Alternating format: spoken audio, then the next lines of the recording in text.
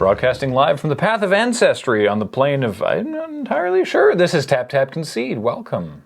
Graham here. Cameron here. Alex over here. And today we're going to be talking about Commander 2017, or Commander 17, or C17, and the spoilers thereof. Welcome to C17. Yes. You have been selected or chosen to be here.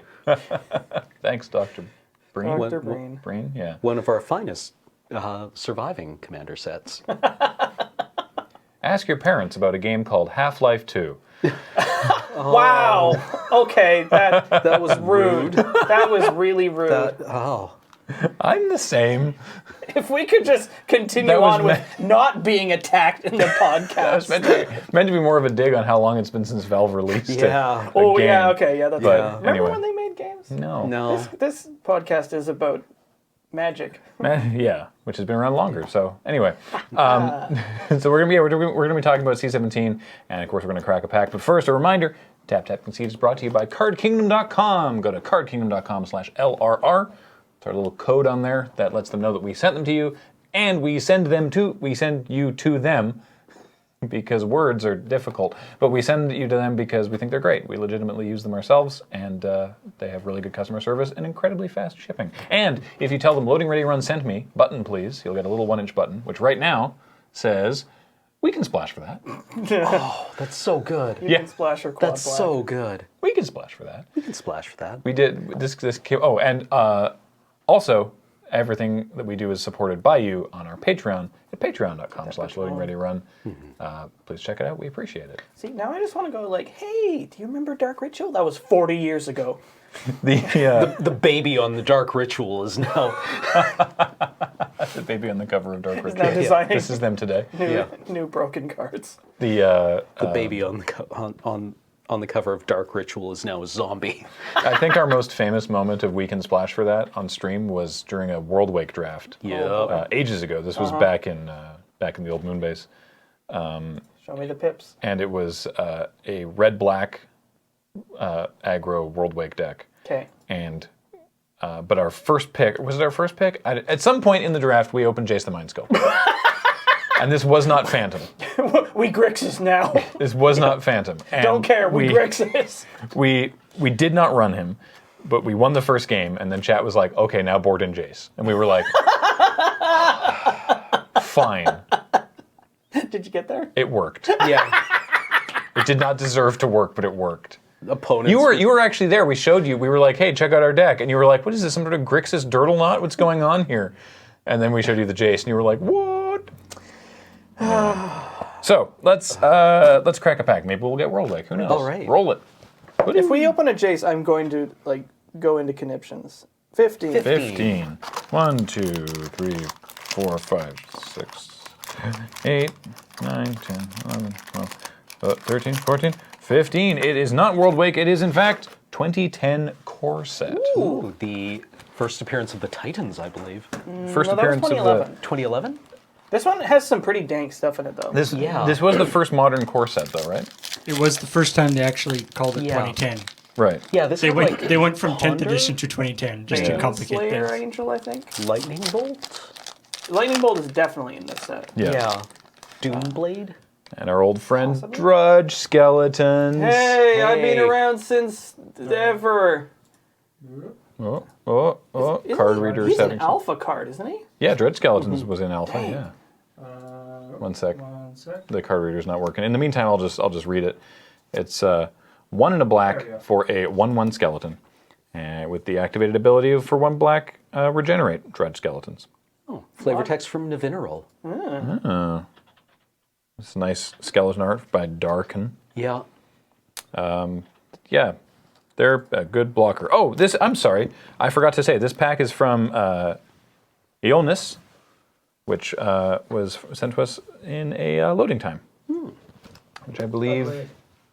I was going to say Judge Skeleton's super old school. Woof. Yeah. Yep, I remember that. Yeah, that- I played Alpha with that in edition. the cafeteria at school. Wandering around on most of a horse. Yeah. Yeah, I like this art, but I feel like the perspective on the is a little off. Yeah. I love the inked skyline. It's good. Yeah. Good. Is that multimedia, I guess? I guess. Next up, Divination. Yeah, hey. 2 and a blue, I hear this sorcery, draw 2 cards. I killed a man with a divination. That was pretty cool. That was good. Just a good card, though. Yeah. Vampire Aristocrat. Hey, one of the aristocrats. This is a this guy. Is this the original aristocrat? No, the original Aristocrat's Fallen Angel, I think. Is it? Well, I mean, like the deck that came out was was Cartel Aristocrat Cartel and Aristocrat Falcon and Wrath. Aristocrat. Sorry. Yeah. This one? I know that Cartel Aristocrat and Falcon Wrath Aristocrat. Were they? Yeah, I know that was like the aristocrats deck. Yeah. I believe but that, I is believe that this was the- Tom Martell's, the Yeah. aristocrats. Is this the first card with a sacrifice ability called Aristocrat? Is this where that got It codified? might be. I don't know. But this might is be. a functional reprint of Phyrexian Ghoul. Really? And there's another card that's very similar to it. There's 2 cards that are this exact card, but they're zombies. I think one's a zombie insect, Weird. but this one's a vampire. Oh, would Yeah. that be or a a vampire rouge. What are the insect spirits? Oh, the Nantuko? Yeah, the Nantuko. Yeah. Oh yeah, Nantuko Husk. Yeah. I think Is the one. this one? Yeah. Yeah. It's two and a black for a 2/2. Yeah, and Sack a Phyrexian creature. Ghoul is also the I don't think same I've read it card. out. I'm sorry. 2 and a black for a 2/2. Sacrifice a creature. Vampire aristocrat gets +2/+2 until end of turn. I think this may be the first one. There aren't that many aristocrats. There's Yeah. like 4. Although you can never forget Cephalid aristocrat. I could forget. Which that. does not Does sacrifice not creatures. the Yeah, not to say that this is the first card that lets you sacrifice creatures, but the first time that they were like, that's what aristocratic vampires do. Yeah. Self-mill. cephalids. Even the aristocrats are not that impressive. Cephalids, back before Dredge existed. You're the aristocrat in contrast to the rest of the cephalids. Still not that Hey, good. Cephalid, hold this Shuko for me. Oh, no. Hey, Alex, Yeah, guess what's good in Flying Men? men who fly. Literally Flying Men. It's Zephyr Sprite. Hey! It's a 1/1 flyer for a single blue. This This one- one's a fairy. This one's good. It's like, this actually does get played in Flying Man. It's actually one of the better ones because it's a 1/1 with flying for 1 with no drawback. It is a fairy, and the card is blue. So you can pitch it to Force of Will. It's a script sprite. Wasn't Script Sprites 1 and a green? Wasn't it 2? Script Sprites? I think it's just a green for a 1/1 flyer. Back when, Which is a really weird one because they hadn't worked out the color pie yet. And they're like, I don't know, fairies fly. We'll give green flyers. they live in forests. Yeah. Yep. I kind of want one of Script these. sprites. Oh, yeah. So this is the color shifted script sprites. Is the Zephyr sprites. I guess so, yeah. Yeah, I should probably get a copy of I mean, this. it is probably like in the same way as you got the whatever pyromancer and stuff. Chris Oh, Ireland yeah, and has- Prodigal Sorcerer. Yeah. Yeah. a little Prodigal while ago, Pyromancer. he had a green blue Flying Men deck. To briefly explain this, Flying Men is a Highlander deck archetype, named so because of the card Flying Men, which is a 1/1 flyer Summon Flying for Men. 1 blue. It plays every functional reprint of that, and a bunch of other like hyper low costed, reasonably efficient creatures with evasion, backed up Yeah. with some cheap and or free counter spells, and it just sort of like floods the board with these little guys. You know, you get Grafted Warrior on there, you get like Unstable Mutation, and just get them, I and like then you daze their, whatever they want to do. Yeah. I think the flavor text for Flying Men is Sophia clapped her hands and 20 flying men appeared on her side, each well trained in the art of combat. It's like even the flavor text knows one of them isn't enough. Yeah. Yeah, this is originally from Arabian Nights, I think. Yeah. So, anywho, Speaking of blue flyers, it's our old friend Wind Drake. what's up? The totally, the utterly playable in limited 2/2 flying for 2 and a blue. Wind Drake is like, that's your sweet spot for flyers, right? Yeah. It's like 2/2 for 3, sure. This seems super fine. Yeah. If and the stats are higher or the cost is lower, then it's better. yeah. But like recently taken completely off the chain with Oh yeah. in Hour of Devastation with the Drake that gives flying to something else when it Yeah, attacks. aerial guide. Aerial same guide, yeah. same stats, same CMC, But not only does it have flying, but yeah, when it attacks, you can give another seems attacker pretty training. good. creep. There's so many different arts for this card. Windrake has a lot. been reprinted a lot. But they keep changing the art, but it's always the same. Like it's always It's just a Drake. a big Drake that's blue. Like they changed the art, but not to Not the concept. not to illustrate anything new. It seems odd. But anyway, What were you saying, Alex? Loading, please wait. I don't remember now. Okay. Well, It's like your thought was shattered. Want to know red for an instant, Wow. destroy target artifact. how ye mighty have fallen. This effect now costs 1 red, Oh, yeah. or better. yeah. 1 red or has another whole card stapled to it. Yep. I Yep. mean, it's like, compare this to even like Fury Charm. Yeah. This now comes with a free lightning strike. Do we know what's being shattered here? Some sort of.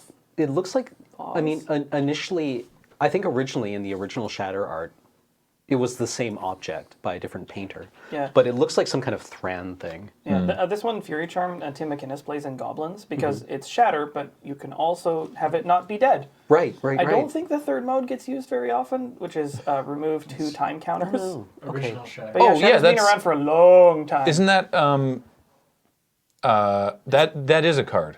Isn't that like an Is it? amulet of something? Maybe. Amulet of Quos? Amulet of Amulet of Quaz, the... That one. no, I was thinking of Naturalize. Naturalize. Oh, wow. Nice. Boof. Nice. Dramatic. Bofa. Oh hey, Ice Age. That, I love that one. Yeah. Why is it? Screw you, Tin Woodsman. Yeah, why is it? Why is it the Tin Woodsman from Wizard of Oz? With like the funnel hat and everything. Wow. Yeah. That's weird. Unusual. I think that was definitely my favorite Shatter. And then there's Whatever that is. Oh, Is that a Mind Slaver? Yeah, that's a Mindslaver. Oh, yeah. I broke your stupid crap, moron. and there's that guy. Yeah. Is that Liliana's? It looks like it. Headdress? It looks like it, No way. but it's not. Oh, it's a bow. Oh, it's a bow. Oh. It says in the flavor text. It's Yeah. a bow. Okay, that makes way more sense. like, stop shooting me. It's because it's already been broken. That's why. it looks Right. like it. Anyway, What else you got? speaking of thoroughly unexciting cards, Horned Turtle, Snore. 2 and a blue for a 1/4. It's a turtle. Yeah. Now this guy comes with an ability to mill your opponent. Oh yeah, right. Seer of the Last Tomorrow. Yeah. Yeah. Better as a horned turtle. Yeah. Acolyte of Zathrid. I am not familiar with this one. This is an 0/1 human cleric for a single black, and for 1 and a black and tap, target player loses 1 life. Woof, that's expensive. Yeah. That seems real bad. Like if it drained, maybe. Can't even give him a 1/1? It is a Celeric. It is a cleric, that's true. Early Chris Ron art, too. Hey, actual regenerate with that Rebecca Guay value. Wow, there's a Rebecca Guay lot value. of reprints from like Alpha in here. Yeah, 1 and a green instant regenerate target creature. I wonder if this is one of Rebecca Gay's last assignments. It might be. Oromancer with her art kept being reprinted, but it kept being reprinted. Yeah. don't know. This is actually M10 only, Magic 2010 only. Regeneration, Wait, what? the enchantment, Oh, this is the It's only the time o- this has been printed. but regenerate as an individual card. Interesting. You're right. Yeah. I was. Forgive me for conflating a green card with the word regenerate on it for a different Yeah, card. it's like flying and jump. Yeah. Oh, right. Wouldn't be green without... Which, by the way, costs the same, and that's cool art. Hello. Oh, wow. That seems like the one that stays around all the time and the one that only works once costs the same amount. Yeah. I guess it's a surprise. I but feel still. like Doesn't Regeneration also, in the early ones, have that Quentin Hoover value? Yeah, it does. With the guy being like, Like he's like binding his arm back oh, together? yeah, look at that. That is cool. Target creature regenerates. What does that mean? I don't know. Well, the one it's enchanted, not target creature. Exactly. Hey, wouldn't be green without big green. It's time for Stampeding Rhino. Grunt. Totally sweet, solid card. It's 4/4, it's a brick with trample for 4 and a green.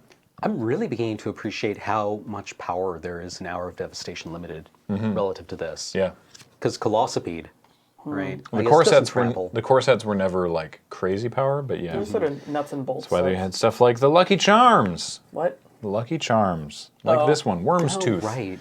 Worm's Tooth is a 2-mana artifact that says whenever a player casts a green spell, you may gain 1 life. This was the cycle was nicknamed the Lucky Charms. There was one for each color. Only one of these that I think saw play in like sideboards against red was the Dragon's Tooth. Yeah.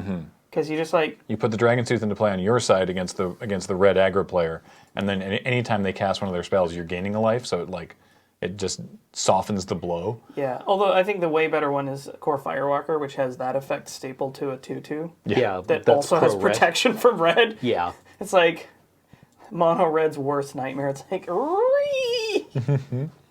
Howling Banshee is next. It says sup.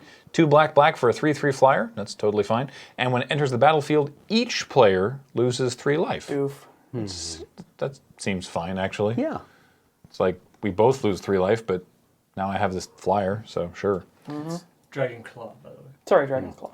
Oh, what the? Didn't they? Because they did one, like, in order to try to make these actually work, they did one later where there was just, like, choose a color. Yeah. Yeah. and but then And it was also- still like not 3 even mana. that good. Yeah, and there was one that you also tapped for that color of mana. Yeah. Yeah. Yeah. Ooh. Anyway. Is that what I think it is? I've never seen this card before. Spellbook. Playable in Cheerios. Huh. It's a I think. it's a 0 mana artifact, so you just play it for free. And it says you have no maximum hand size. Alex, what is Cheerios? Cheerios. I think there's a couple versions of I it. assume it's 0 mana spells. The deck goes off by playing a series of spells that cost 0 mana, hence like Cheerios. I think there's a version that uses kobolds. There's a modern deck that uses all the 0 cost equipment and Like Hercules Recall. Pure Steel Paladin. Yeah. So it just like goes Pure Steel Paladin, like 0, Oh, 0, and- 0, like starts ripping cards, and then I think it tendrils you or something. Yeah, no, it Grape grape Shots? shots, and it also plays what's his name from Kaladesh, the white SRAM. oh, right. It yeah. plays SRAM and Pure Steel Paladin, and just Yeah, you just, like, zero you- zero cost equipment draws more cards. You basically rip your deck and then Yeah. like, kill them with something. Huh. It Cool. It performed really well. Then people realized that SRAM and Pure Steel Paladin died literally everything. So like, hey, this Fatal Push seems pretty good. Yeah, when people realize it's like when somebody resolves SRAM and you're not like, okay, Wow. right, and when you take the correct response of lightning bolt, right? Yeah. So, I mean, it's basically a storm deck, just Yeah. in a different way. Yeah. Cool. So Anyway, I guess it's Spellbook, I guess. And our rare is something that I know I tried to do in Limited and then realized that it was not a good idea. This was early days. Traumatize. oh, 3 blue sorcery. Target player puts the top half of his or her library, rounded down, into his or her graveyard. it mills so much. It does, but they And still will have... never, ever, ever kill your opponent. Yep. Like, Because half rounded down is never going to be their whole deck. like this mills 30 cards. Actually, it mills like 20 or 15 or like 8. Yeah, Like, Yeah. it'll get them closer, but... Yeah, Yeah. it's like, yeah. If they have 2 cards, takes away 1, they draw it, they're dead. Mill is a weird Eventually. thing. yeah. They draw... Well, on their next turn. Yeah. Because, again, it's not drawing the last card. It's trying to draw from an empty deck. My It's personal- also a sorcery, okay, so. Yeah. Here's my feelings on mill. I think incidental mill works in draft. Yeah. Because the decks are only 40 cards, and you might actually just like. It's really hard to cast a set bunch up of- in draft, though. I imagine so, but it's like you could conceivably get there in a game. Like you Mm-hmm. can mill out that many cards. Every other format besides that, it's combo mill or forget it. Yeah, like I mean, Understone it doesn't or work yeah, otherwise. Yeah, I mean, we've seen it happen at, on pre-releases and stuff. That, Yeah. that mill has worked. Yeah, because you only. Although, more often it's for people milling themselves as opposed to it's Yeah, people dude. milling well, themselves. they're killing and- your opponent by milling their library, which is what I associate with mill. but it's like people milling themselves, but it being helped by the opponent Yeah. seems to be the best way. Like if you're playing against somebody who will be milling themselves, and then you sort of push them a little farther than they were intending on going. Yeah. That seems to be the best way to do it.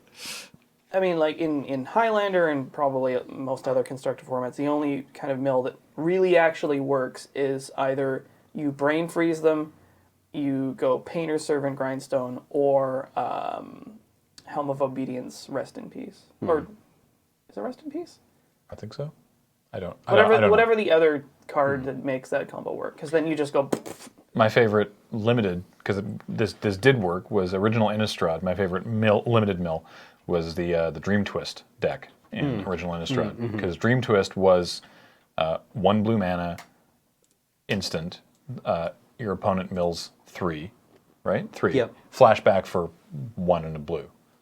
So you can go mill 3, like end your turn, mill 3, flashback, mill 3, untap, Dream Twist again. Like there was like.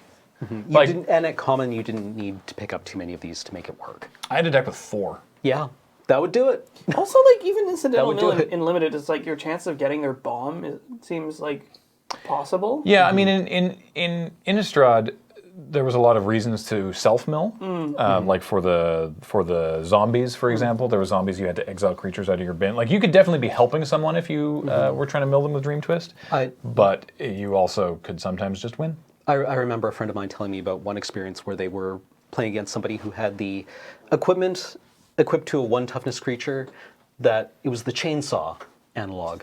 Yeah, Trepanation Blade. Trepanation Blade. When you attacked, you basically like drilled down until you hit a land. Opponent did that, attacked, milled a Geist Flame. And he was just like, flashback, kill your creature. Oh. Because it was just, Trepanation Blade didn't buff toughness, and it was a 1 toughness creature. Oh. Okay, so brutal. just before we leave the topic of mill, how much do you think Glimpse the Unthinkable is worth right now? $45. $32 US. I was Wow. joking. That's, wow, really? 32. Glimpse the Unthinkable is, remind me? It is Mill 10. blue, black, mill 10? sorcery, mill 10. Huh. $32. Wow, for what deck? Alex has no idea why. I know in Commander there is a mill deck that's based around Una. Because there are ways to just make infinite mana. Don't invest in Magic cards. Anyway. Cool art, though. It's very cool. Like, the card's, like, sweet, but it's like, why? Speaking, though, of Commander. What's up, Paul? Sorry, I was just looking at the discussion page for this card. Oh, no. The top one is, he just saw the price tag of this card. Which, by the way, was posted in 2011. Yeah, right. Wow. Oh, boy. Also they're dogs, and they're playing poker. Why?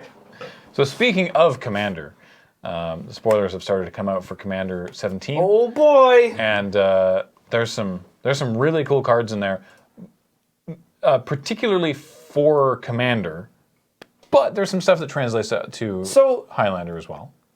I don't especially care for Commander myself as a format. However, every time a new Commander set is printed, it's like weird out-of-season Christmas for Highlander players. Yeah. Because Commander is the set that they're allowed to print whatever nutso, oddball, weird stuff they want. And sometimes that stuff is super relevant to us because it's like they could never put this in a core set. Yeah, they you would never see True Name Nemesis in a core set. They can make big mistakes, is what I'm saying. But there's some real good cards in this set that we're quite enthusiastic about. Right. So, I don't know where to start, honestly. Can I start? Could we? Sure, go for it. Yeah. Actually, could we talk about Kess Dissident Mage? Yeah. Yeah, go for it. So Kess Dissident Mage casts for 1 blue, black, red. Dissident. Dissident. No, Yeah. sorry, I thought you said Distant? distant. No, I said dissident. Oh, okay. I mean, she can fly, so.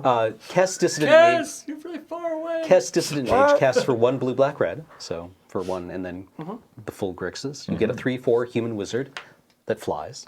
And during each of your turns, you may cast an instant or sorcery card from your graveyard. If a card casts away, will be put into your graveyard this turn. Exile it instead. So yeah. I think There's been a lot of chin stroking about this. I think the general consensus on the Highlander discussion is that this card is good. yeah, I'm really Like, curious about it. it's not because nutso, but... the first instinct with this card, at least for me, was to compare it to Snapcaster Mage. Right. Which And is it's not yeah. incorrect, but I don't think it's a good comparison. No. Because this doesn't have flash, it costs twice as much. The caveat of you not being able to cast during your opponent's turn is like bad. So this is never going to hit, mana drain. Or like literally any counter spell, which kind of sucks. Unless your opponent tries to do something on your turn, Yeah, which is less likely, but you know, it's it can not happen. impossible. Yeah. But yeah, that would be very stupid of them because they would see, yeah. or just unobservant, because if Kess is in play, because Yeah. Kess does not have flash. If Kess is in play and there's a counterspell in your graveyard, it's open information that whatever they do is going to get countered. But But maybe you don't see it. Who knows? I think but she's still going to be good as like a value creature because even think about your baseline of being able to cast like a lightning bolt or a ponder a second time. Yeah. You know, with no cost to number of cards. Or a time walk. Yeah, Or an that's ancestral. pretty good. That's pretty good. Like Also, the body's really good. Yeah. Like 4 toughness doesn't die to bolt. I think this It flies. really like. Imagine getting a second Cruel Edict or Cruel Ultimatum. Yeah. Woo! Okay, that's. You still Right. have to pay the casting cost. You do. Yeah. You do have to pay the casting cost. But But yeah, if you've already cast it once, you should be able to do like that. even stuff like Impulse, you could cast Treasure Cruise again. Yep. Maybe. I like this a lot. Yeah. I don't actually know who like the canon commanders are for these decks. But This is one of them. But Kess is legendary, so she could be. Yeah. And, Also has the human and wizard subtype, so that's not irrelevant. yeah, like yeah. She taps for Azami's ability, Lady Azami. Ooh. It's interesting because like the first thing I thought of when I saw it was like the like Selesnya style like sorceries that create tokens and stuff, but of course you can't play those in the same deck Yeah, with yeah. her as the commander. But she's Yeah, like giving super nasty. a spell flashback every turn is probably going to be pretty good. And remember, this is commander where you're playing singleton, so suddenly your singleton deck is Actually, got 2 of everything. like Yeah. flashback Anger of the Gods, and she lives through it. I want to someone else who lives through it. I want to briefly talk about the two sides of Tigan, Yep. because I don't know if you noticed this. Wait, there's 2 Tigans? There's 2 Tigans Oh. before and after Or from each timeline. I yeah, guess. from each timeline. So Tigam Ojutai Master is 2 white-blue for a 3/4 legendary human monk. Instant, sorcery, and dragon spells you control can't be countered by spells or abilities. For some reason, this Tigam is all the way at the bottom of the page, Paul, if you're looking. Oh, I see. I think I this don't know guy's why. a reprint. Nope. I thought he No, was. he looks different.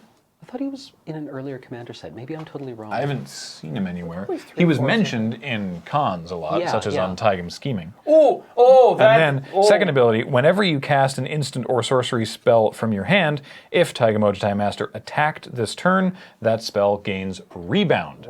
Rebound is you exile it as it resolves, and then at the beginning of your next upkeep, you get to cast it again for free. That's pretty good.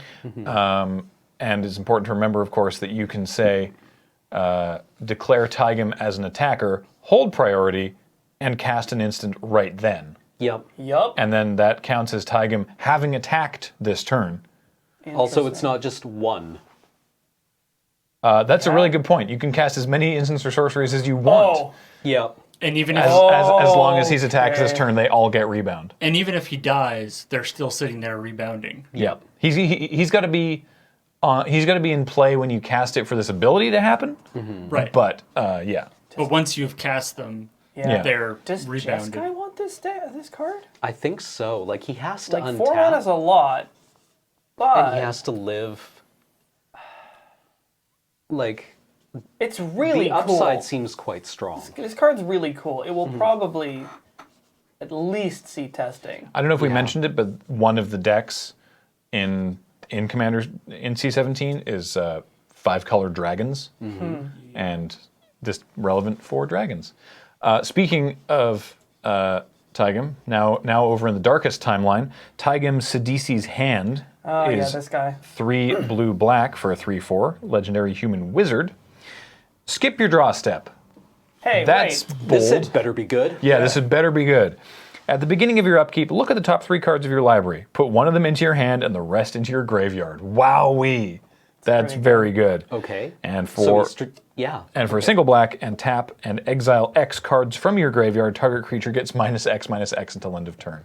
Woof! So Wow. My unfortunate take on this when I saw it was just like, this is like a hojillion mana for some pretty okay effects. Yeah. They're really cool. Like, this is super cool, but it's like 5. Well, and that might be too much in Highlander. Yeah, but in Commander, like, this is dope. No, this Yeah. is gonna be sweet and Yeah, like replacing EDH. your draw step with a free strategic planning every turn. that's, Seems pretty that's cool. Sweet. Yeah. I would have loved like just that effect for like less on a smaller body. That would be sweet. It's like I don't know, like a 3-drop Bob that does that. Maybe it doesn't even have. I mean, it also is cool that it fuels its own removal ability. Yeah.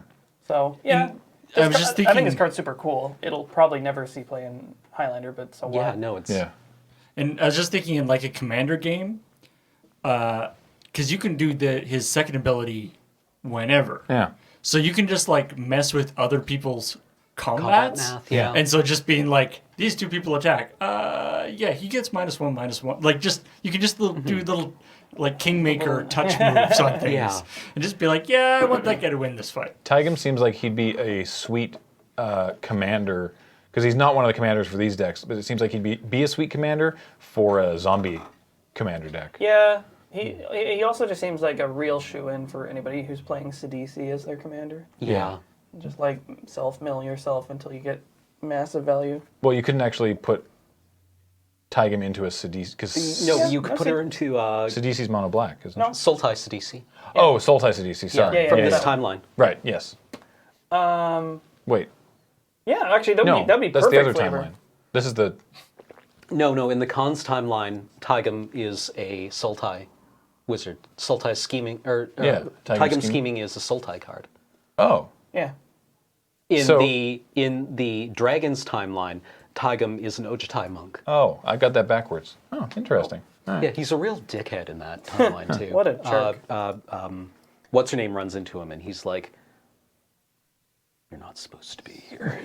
I have 2 legendary creatures that are 3-drops that I'm real stoked about. All right, lay it on us.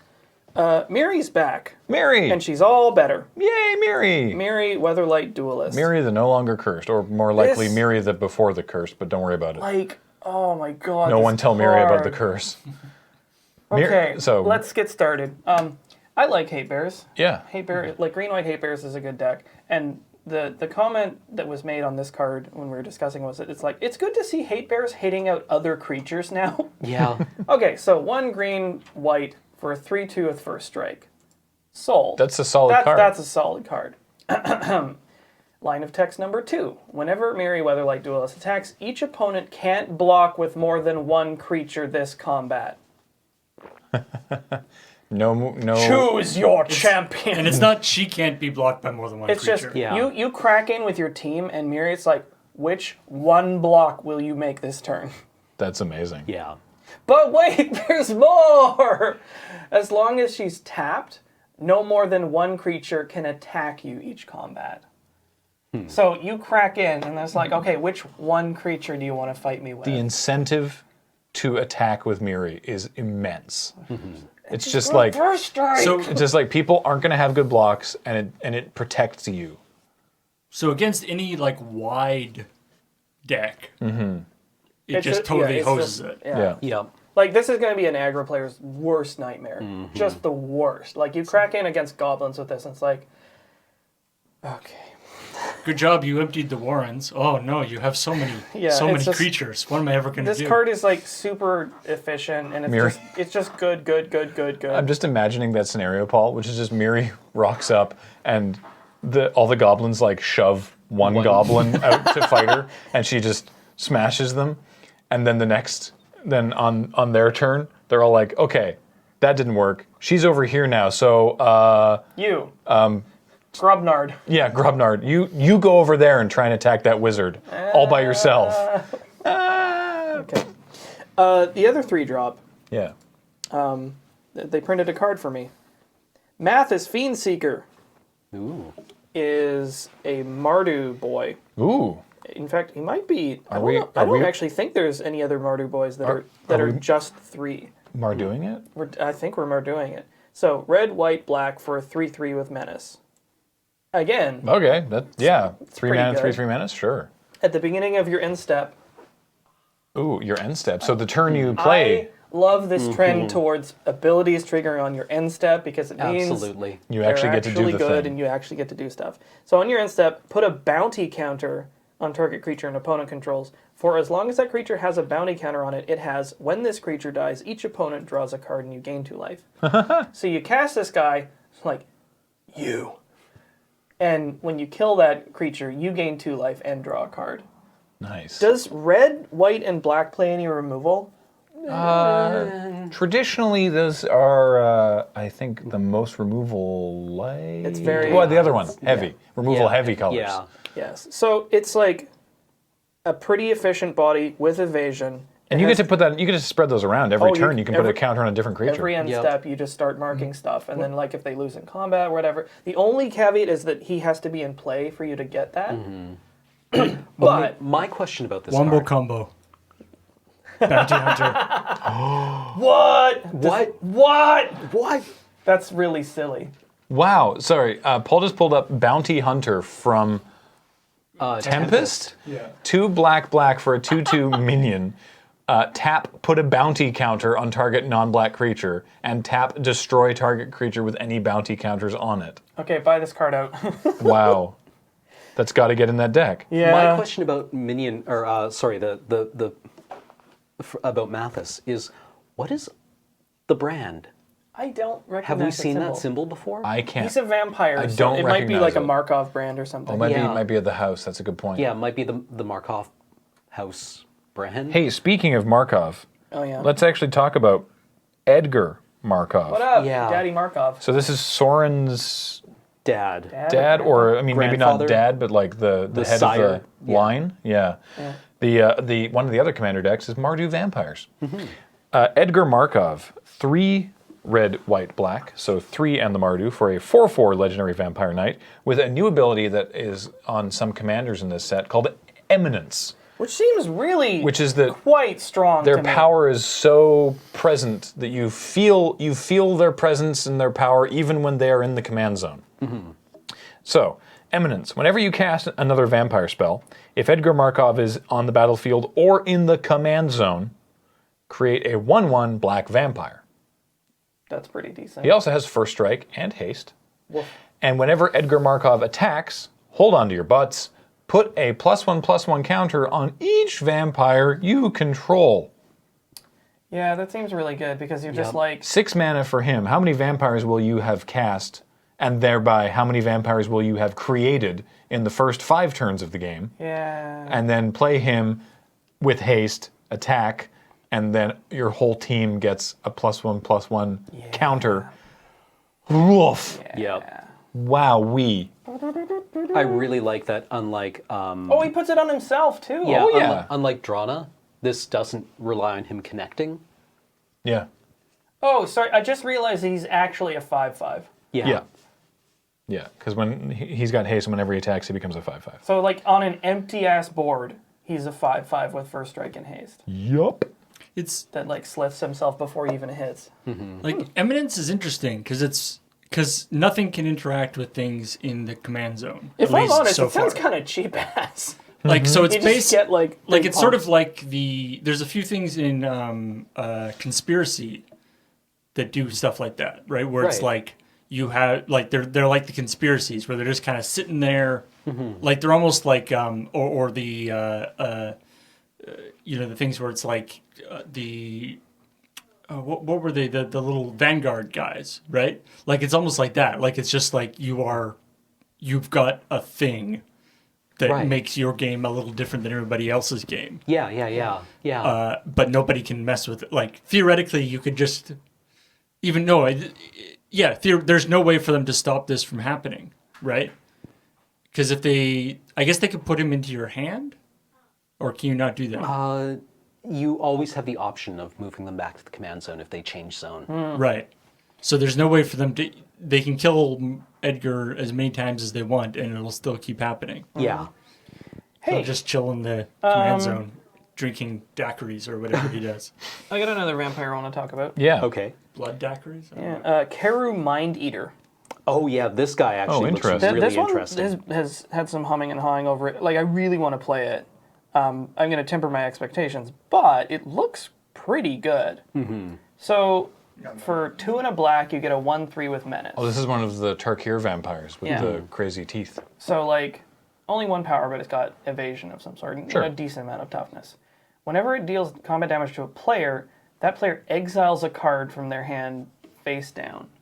So it hand attacks them. They get to choose. Yeah. But rather than discard, it exiles. So it's this ability is a little bit like Hypnotic Spectre. Yeah. Right. Yeah. Losing the random clause is like kind of lame, but it exiles it. Oh, but wait, you may look at and play cards exiled with Kheru Mind-Eater, and that word "play" Yep. is really important. Yes. Not cast, play. Which means that not only does this effect hit their lands, you can play their lands. Which, and the being able to play their lands means you might be able to actually cast their spells. Yeah.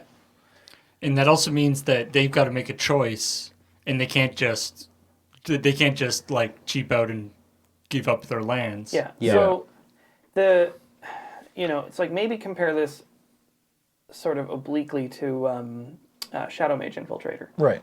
Okay. Okay. Yeah. which is a 1/3 with evasion that draws you cards. And Shadow Mage Infiltrator, it's like you're always drawing a card from your deck, so that's maybe better. But this one is like diminishing their card advantage and, in theory, increasing yours. Like you might get a bunch of uncastable dirt, but Now, what's interesting about the Kheru Mind-Eater is that in your world, in Highlander, the face down does not matter at all. it's irrelevant. In a multiplayer game, only you and the defending player know what card that is. Ooh, mind game. No one else is allowed to know. I don't know how relevant that is. I just think it's an interesting choice. It'd be cool. It's Yeah. like, here, you may have this. Ooh, thank you. This is a Kheru- I'm this is- sending you a signal. this is a Yeah. Kheru Mind-Eater. What is Yeah. it doing? It's starving. 'Cause Whoa! your mind. Yeah. Your mind is so empty. Yeah, I had one more black card, but if you want to... Oh, I just wanted to talk about the curses. I really love the art cycle on this. Yeah. There's one I'm actually excited about, but I What, like what is that- this guy's name? Did we?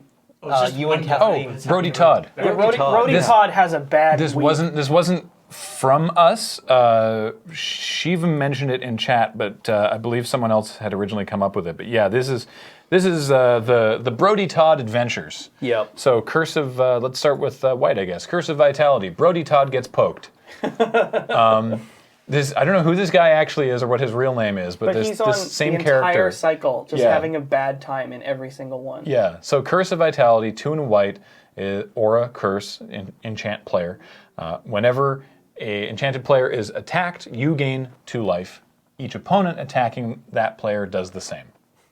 Feeling very attacked here. Yeah. Hey, everybody, fight that guy. It's a very group huggy kind of card. So it's Group except one hug. anytime someone attacks the player, the attacker and you gain 2 life. Yeah. Yeah.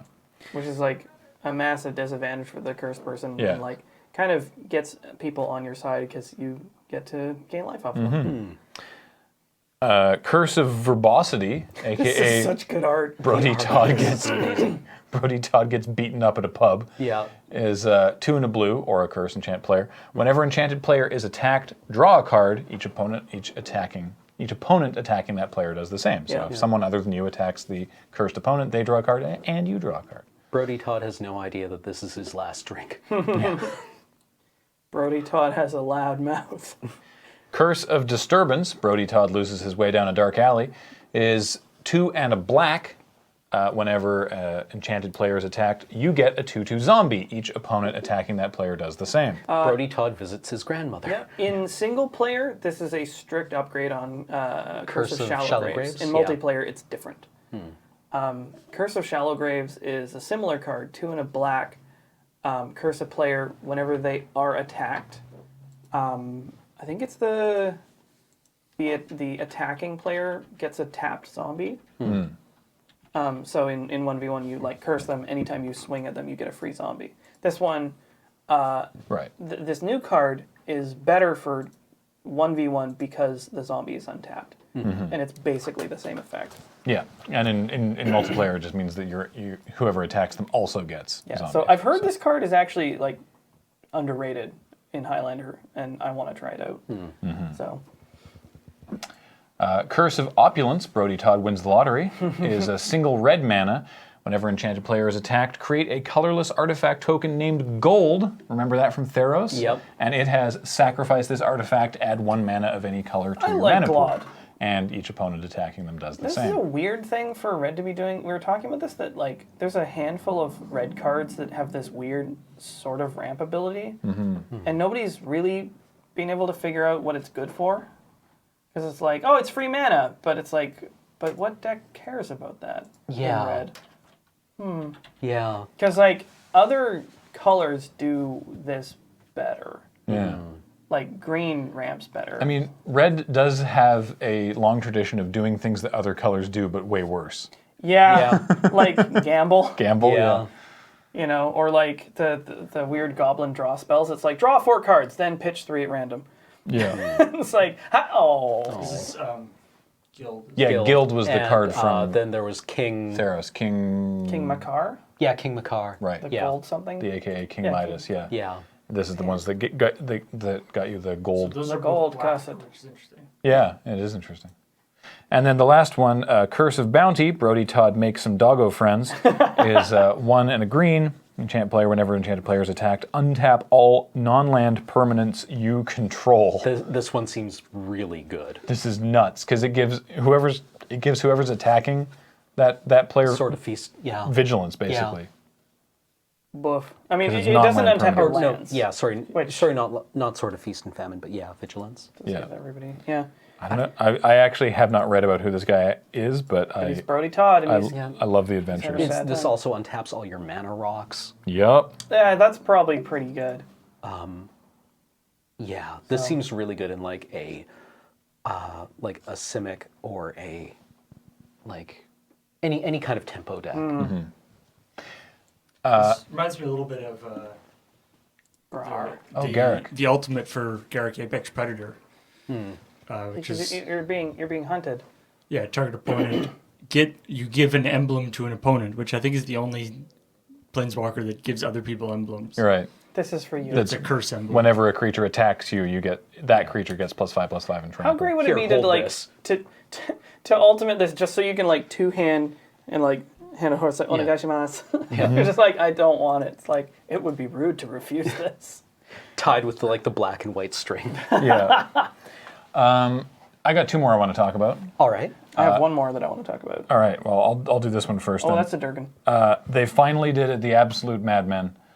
They printed the Ur-Dragon. We've heard. I am superest dragon ever. We've heard rumblings of the Ur-Dragon. We've seen him mentioned in flavor text. We've seen their Scion show up, Scion of the Earth. Who's also in this, I think, isn't he? presumably. But the Ur-Dragon, the big one, 4 white, blue, black, red, green, 9 mana. Talk about all Weekend of the Splash for mana. this. We Yeah, can splash for this.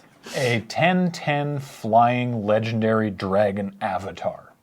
With eminence, because you can feel him coming. As long as the Ur-Dragon is in the command zone or on the battlefield, dragon spells you cast cost 1 less. And whenever 1 or more dragons you control attack, draw that many cards. Then you may put a permanent card from your hand onto the battlefield. Okay. For free. Dragons and dragons and dragons and dragons and dragons and dragons. Like, do you- Johnniest card ever? I mean, probably. really John. I mean, it takes 9 mana, 5 of them are the full Wooburg, so it's not easy to cast.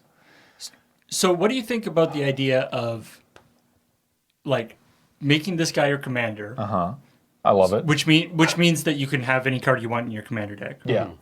But basically being resigned to that you will never actually bring him out. Like, Yeah. Yeah. I mean, like you have him as your commander so that, and it just basically makes it so you don't have a commander and all your dragon cards All your cost dragons one are less. cheap. a deck that casts Pretty much. Storm Breath that could be and worth it. Thundermaw for 4 seems pretty good. Yeah. Yeah. Like, there's also like other effects that further decrease the cost of dragons. Like casting like big haste dragons for like 4 or 3 mana Yeah. Seems pretty strong. Mm-hmm. I mean, Well, like I also like the presence There's of this guy, right? beep beep. Oh yeah, Ramos Dragon Engine. 6-mana legendary artifact creature dragon is it's a 4/4 flyer.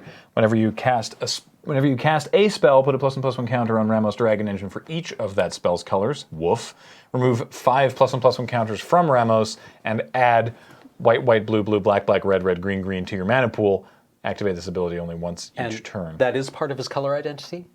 Yes. Yes. Yeah, because the Oh, it makes mana. So if he was your commander, well, because the symbols are on the card, not because Yeah, it makes the not- mana, because the symbol's on the card. Yeah, not in the reminder text. so if he was your commander, you could actually play any color. Yeah. Yes. And like I really like these creatures because there are like a tiny handful of 5-color commanders. You've got Yeah. Progenitus. You have Child of Alara. You've got Sliver Queen. Chromat. Then you've got Chromat. Yeah, he's like meow. Yeah. So the addition of like several 5-color commanders. Well, real is- quick then, before you talk about your last thing, let's also talk about Okagachi Vengeful Kami, which is another 5-color commander. Cheaper at 1 and the full Wooburg, so 1 white, blue, black, red, green. It's going to be a limit to how cheap it can be. Yeah, Yeah. 5. Is a 6/6 flying trample. Sweet. It's also a legendary dragon spirit for any spirit value you might want to get. Also, it looks amazing. Yeah, the art on this is beautiful. Whenever Okagachi deals combat damage to a player, which is pretty easy to do with a 6/6 flying trample, if that player attacked you during his or her last turn, exile target non-land permanent that player controls. Goodbye. yeah, it's like, I'm sorry. Did you say something to me? No. This guy and the Ur-Dragon are buddies, eh? Best friends. Because you get to. He's got the 1 colorless in his mana cost, which you can get rid of. Yep. Yep. And then Alex. he'll draw you a card. Yeah. What else do you want to talk Say it about? with me now. Playable zombie. Oh, playable zombie. Getting in that Highlander deck finally. It's a 4-drop, which is Ooh. unfortunate. A 4-drop. Towards the top end of a zombie deck. It's very towards the top end. But Wow. this one, like, I kind of overlooked this at first, and then Ben Wheeler was like, this card is, like, decent to good, is what he said, and I was like, ooh, that is Ooh, high praise indeed. Yeah. I'm talking about Vindictive Lich. So 3 and a black gets you a 4/1. That's a kind of, you'd think that's an a odd poopy body body. on a zombie. Yeah. But Zombie wizard though. when it dies, choose one or more. Each mode must target a different player. So in 1v1, pick one. Okay. Target opponent sacrifices a creature. Target opponent discards 2 cards. Target opponent loses 5 life. Oh. So Okay. the 1 toughness actually becomes an advantage for this card because you just crash it in, and if they chump with something crappy, you nug them for 5. Yeah. That seems really good. Or if you're behind, you mind rot them or you edict their best guy, Yeah. Well, their worst guy. or their worst Yeah. guy. But it's like if they've chumped you, that's 1 less option for them to get edicted by. Yeah. And, you know, the zombies deck plays a non-zero number of ways to Get zombies back. get zombies back and to, like, sack your own guy. Yeah, this card seems fine. It gives the deck reach. It's got big teeth. And you know what it sort of reminds me of? It's a little bit like Amit Eternal. And that, like, this card will get in. Yeah. Like, the only... One way or another. Yeah, one way or another. It's like the only one that this is worried about is, like, Path or Swords. It's like a 4/1 with Afflict 5. Yeah, Yeah. Afflict 5 once. Yeah. Yeah. Which seems pretty good. It's just like... It's like the damage will be inflicted. And it's like, unless they can exile it, it makes it so any cards you have that bring things back from the graveyard, which you probably have a few Yeah, in a like- zombie deck, it's just like once this guy lands on the board, the other player is effectively 5 health lower than he thought he was. Yeah. So, you know, it's just like... I might even They just just play don't this- know it yet. Yeah, I might even just play this as a curve topper in, like, an aggressive deck. We'll see. We'll see how it pans out. I like the third mode on the Death Claws seems like probably the best. Yeah. You know, just like being able to force damage in is pretty cool. So Cam, did you have anything else you wanted to talk about? I think that was basically everything. All right. Well, I just want to then talk very briefly about Teferi's Protection. Oh, yeah, boy. this. This was the one that made me scream. This is a card, he did, it was an amazing noise. This is a card that has a keyword that has not been printed on a Magic card in 20 years. No, For good reason. no joke, not since 97. Yep. So, 2 and a white, instant. Until your next turn, your life total can't change. Okay. And you have protection from everything. Woof. Neat. All permanents you control phase out. What now? And then you exile Teferi's Protection. So the reminder text on phase out is, while they're phased out, they're treated as though they don't exist. They phase in before you untap during your untap step. And phasing is dissimilar from like blink effects in that they they technically stay on the remain battlefield? on the battlefield, but they are considered not in play. They're so out they of don't phase. they don't get any enters play triggers. So basically what Teferi's Protection does is if someone is, for example, wiping the board, as tends to happen in Commander, you protect everything of yours, phases away, the board gets wiped, your creatures stay there because they're not on this plane of existence, and then on your turn, they all phase back Hey, in. this is finally an answer to Cyclonic Rift. Yeah. Yeah. Or maybe, because it's in white, maybe you're the monster with the board wipe, and you tap out, float all your mana. Terminus, hold priority, Teferi's Protection. Well, you can just do it first. You just Teferi's Protection, phase everything out, board wipe. Yeah. And then, boom. Time and Tide. Wow. All creatures that are phased out phase in, and all What creatures is that phase in going phase on with out. that art? Wow-wee. So, yeah, phasing was like phasing in and phasing out was a thing that there was like cards that phased every turn or whatever. I think this is the only card with phasing, but I love that they brought it back. Yeah. They did also, this card did also bring with it a rules change. Yep. Which some people are not stoked about, but it's really corner case. People were very mad when they misunderstood the rules change, and now that they do, the only people that are mad are people who are like, no, my weird corner my case. Sapphire Charm Yeah, my in Sapphire Legacy. Charm no longer blows away Batterskull. Batterskull. Yeah. So it's or Vision Charm or whatever it is. yeah. Piracy Charm? It used to be not that Piracy if a token phased out, it would cease to exist in the same way that unsummoning or exiling or blinking a token would make it cease to exist. Now, tokens, because everything with phasing remains in play, tokens can phase out and phase back in again. Which is, like I said, a big rules change for a small amount of interactions. Yeah. Yeah. I think what people got really mad about it because they misunderstood that, the literal mechanic phasing. Well, yeah, they thought that it was blinking. They thought it was Yeah. blinking. It's like, Yeah, so that's what James told me. He's like, everyone thought they meant blinking. he's like, tokens are going to blink. I'm like, what? And then I went and read Matt Tabak's like, post, oh, and it was like no, they phasing. won't. Yeah. So don't worry, yeah. The only people, unless you play Batterskull Yeah, and it's- Legacy. And even then, it's like, I'm sure blue players Or no, will adapt. unless you play Sapphire Charm and Legacy. Yeah. Batterskull players in Legacy are like, woo! Yep. One less sideboard card to worry about. So what, Sapphire Charm just makes a creature phase it's out? either Sapphire Charm or Vision Charm. It's like target creature phases out, and there's some weirdo clause with clause. it where it's like if you phase out a token, anything attached to it goes away forever. Oh, Yeah. wow. So you phase the germ token, and Batterskull gets lost. Yep. It goes missing. Yeah, the germ token comes back and you're like, where was the thing that came with you? And it's like, I don't know, but I'm really Is it cold. Sapphire Charm? Oh, or Vision Charm. is it- Target artifact phases Or maybe I out. have it the opposite. Oh, Yeah. wait. There we go. Target artifact phases out. Wait, no. Can you show us Sapphire Charm? So one of these charms is the one that works. I think it's Sapphire Charm, maybe. So that one phases out an artifact, but that would kill the germ, but then the Batterskull would come back. The rules interaction No, is really well, weird. there's no clause for it to phase back in. Right. But when something phases out, it does phase back in. I guess so, yeah. This makes my brain Think. hurt. Yeah, anything that phases out automatically phases back in on before your untap step. Okay. Ah, there we go. Yeah, Sapphire Charm. Target creature an opponent controls There you phases go. out. Yeah. So yeah, you phase out the germ, it goes away forever, and then Yeah, it Presumably Batterskull gets lost. it goes missing. Yeah. It I is- just, like, the germ comes back and you're like, where's your Batterskull? my what now? oh, I left And it. I left it in the void. Yeah, and the germ is like, I don't know.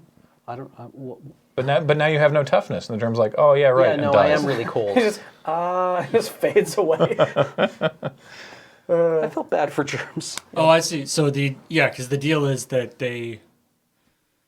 It's something. If it has an if it has an artifact attached to it, it goes with it. It goes with it. So And then phasing out the germ means that the germ phases out, takes the Batterskull with it, and then the germ ceases to exist. So nothing And then the phases out. Batterskull Never just gets comes lost back. in space. Yeah. Right. I see why this card sees play, because all 3 modes are like not that bad. Yeah. Like if you board it in to kill Batterskull, also it cantrips, or you can just jump something, which is all right. Yeah.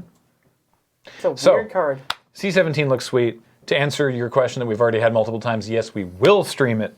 We will stream a game of playing with the precon decks. Dibs wizards. Fair. There's more. Right, yeah, the decks are dragons, vampires, wizards, and cats. Meow. And we didn't talk about the cats very much. Maybe we'll get Kathleen on, because a bunch of people have been asking her about them. Lot of good cats. Let me just say briefly, the cat token with Wasitora, the 3/3 cat tokens she creates, it's like a kitten with bat wings. Yeah. really It's so cute. Cat dragons. Yeah, it's adorable. It's a cool card, but mostly because this is the version that's been spoiled. Best name. This is a really Schmidite. Schmidite Kriegaxe. It just sounds really cool. It's the Blood Forged War Axe. This is a really weird card. It actually Yeah. looks pretty sweet. It makes not- copies of itself. Yeah, like it's not a bone splitter. It's it's like a dark steel axe that makes copies of itself, which is like, is this card good? Maybe. Maybe. I don't know. I don't know. Like I think we're having a hard time pinning it, and some people are like, I wish it cost 2 and equip for 1, Yeah, obviously. but We like all it do. costing 1 and equipping for 2 is like maybe fine. I don't know. I don't know. Like It's like that the hot sauce from the hot and sauce thing. You only got to buy one. Yeah. It's good for arming your whole army. It just makes more of itself. Yep. That's how it reproduces. gross. All right, that is going to do it for this week. Thanks so much for joining us. A reminder to check out cardkingdom.com/LRR and patreon.com/LoadingReadyRun for the making of this podcast keep happen. Decided to bail out of that one halfway through. Hey, This will be the last tap concede on this set, so there might be a week of downtime in there, but believe me, we're going to try and get the new Moonbase ramped back up to speed as quickly as we can, so we can keep bringing you not only this podcast, but maybe even a new podcast. Not maybe, a new podcast, Magic related. We don't know when we're going to launch it, but look for that. So And so thanks for joining us, and we'll see you next time. Bye.